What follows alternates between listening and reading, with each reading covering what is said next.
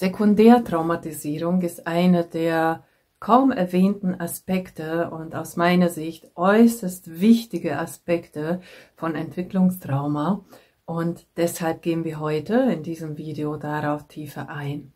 Sekundärtraumatisierung, die nicht nur Betroffene, sondern auch Außenstehende erleben können. Ich bin Gabriela, ich bin Trauma- und Körperpsychotherapeutin und ich freue mich jetzt auf dich.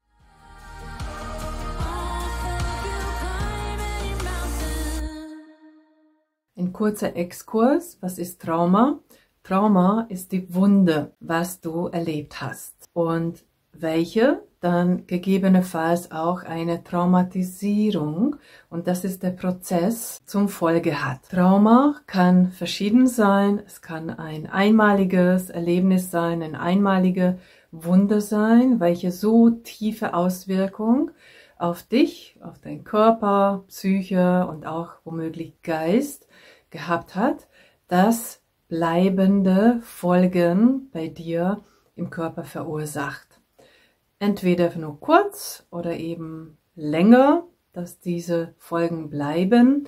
Länger bleiben in der Regel, wenn dieses Trauma nicht nur ein Schock, ein einmaliger Trauma war, wie zum Beispiel ein Autounfall oder dir musste zum Beispiel ein Gliedmaß amputiert werden, kann genauso ein Schocktrauma sein, sondern dieses Trauma, also diese Wunde, diese Verletzung, stets wiederholend, wiederkehrend, massiv und ohne die Möglichkeit, dich zu retten, also zu entkommen, erlebt hast. Dann kommt meistens eine Traumatisierung mit nachhaltigen und ja, nicht selten auch komorbiden oder rezidivierenden Folgen zustande. Ja, was ist Sekundärtraumatisierung? Sekundärtraumatisierung ist ein Ereignis, welches bei dir erneut oder erstmalig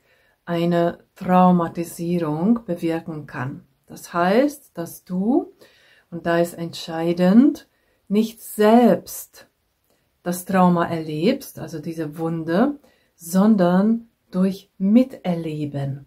Ja, also du siehst es höchstwahrscheinlich auch, dass ein Gewaltakt passiert und durch dieses Erleben von einem Trauma anderer entsteht bei dir eine Traumatisierung. Was kann an Beispielen konkretes sein? Und hier sind wir wieder bei Entwicklungstrauma und Komplextrauma, denn ist eigentlich äußerst häufig und äußerst oft, dass diese Form der Traumatisierung zusätzlich auf die eigene Traumatisierung mit dazu kommt, wenn du in der Kindheit Gewalt erlebt hast. Es entsteht dadurch, dass du beispielsweise bei deinen Eltern Gewalt beobachten konntest.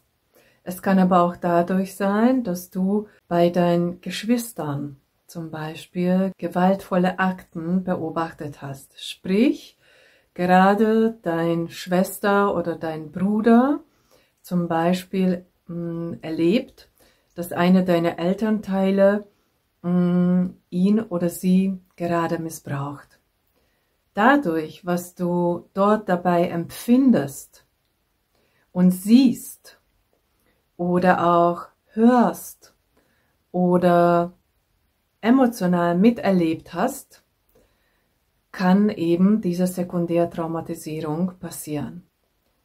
Nicht selten, gerade hatten wir unsere Covid-Jahre hinter uns, passiert es aber auch in ein Umfeld, wo ja äußerst kritische und Krisenfälle behandelt oder begleitet werden, sprich zum Beispiel im Pflegekontext oder in Kliniken, wenn schwer verletzte Menschen zum Beispiel behandelt und versorgt werden müssen, also sprich zum Beispiel schwerer Unfall, aber auch bei Polizisten, Bundeswehr ist natürlich ein äußerst prädestiniertes Umfeld, wo man dadurch, dass zum Beispiel von Kameraden den Tod miterlebt, auch Traumatisierung erfahren kann. Ergänzend für dich, noch einfacher zu verstehen, womöglich kennst du den sogenannten Traumadreieck. Das ist ein Zusammenwirken und Wechselwirken von 3 Akteuren, also von einem Dreieck.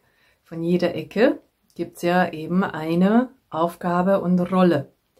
Es gibt einen Täter, es gibt einen Opfer und es gibt einen Helfer. Und genau dieser Helfer ist prädestiniert dafür, dass diese Sekundärtraumatisierung erlebt.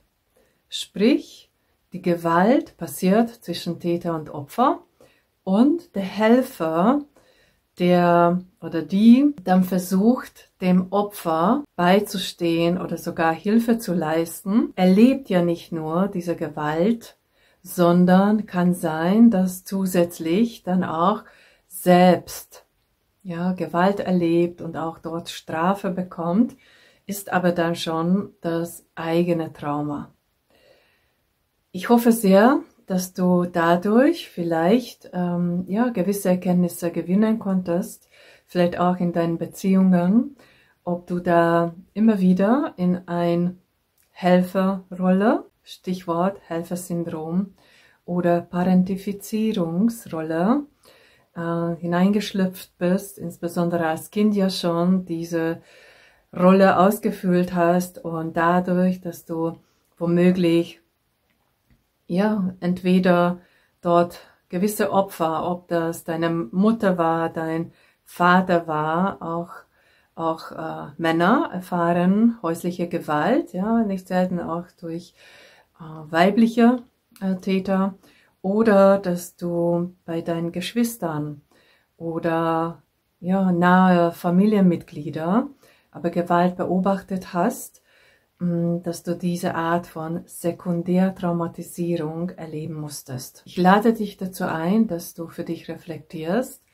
nicht nur, was du womöglich schon bereits erlebt hattest und dessen Folgen vielleicht auch heute in deinem Verhalten oder Persönlichkeit entdeckst, aber auch, dass du reflektierst, was dein Umfeld betrifft und dass du, wenn du etwas erkennst und du etwas tun kannst, dass du das dann mit Mut angehst, damit diese Einwirkungen nicht mehr passieren.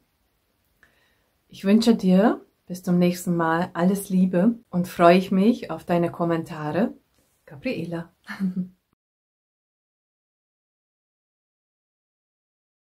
Cause it feels like home.